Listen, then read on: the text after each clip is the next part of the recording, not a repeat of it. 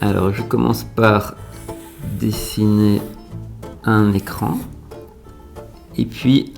un projecteur dont on va vite se rendre compte qu'il s'agit d'un projecteur de cinéma qui projette sur cet écran un monde mais qui de notre point de vue va représenter en réalité les relations internationales, le fait que le cinéma va pouvoir appréhender toute une série de choses qui vont se passer dans le monde. Et donc là, ça vient illustrer le fait que le cinéma est devenu un objet de recherche pour notre centre de droit international. Alors je vais ajouter un acteur supplémentaire qui sont les spectateurs, pour montrer que on va étudier le cinéma sous son angle idéologique, c'est-à-dire la manière également dont il va à la fois s'inspirer des conceptions en place dans la société, dans un contexte donné, et puis aussi l'effet supposé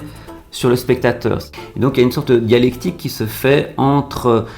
à la fois la manière dont les choses sont représentées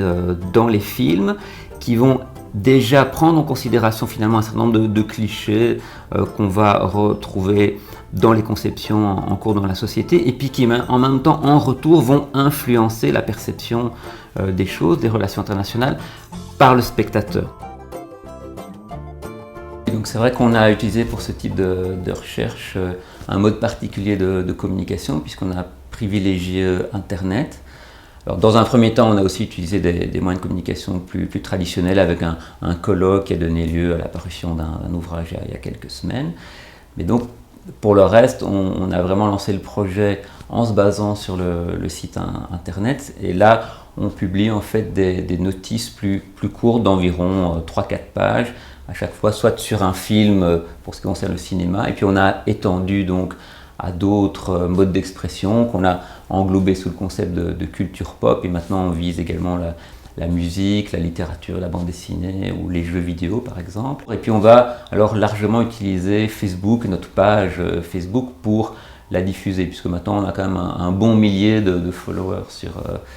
Facebook, d'amis sur Facebook, et donc ça permet d'avoir une assez bonne diffusion par justement des canaux peut-être plus modernes, moins classiques que la publication d'articles formels dans des revues qui visent évidemment des cercles plus restreints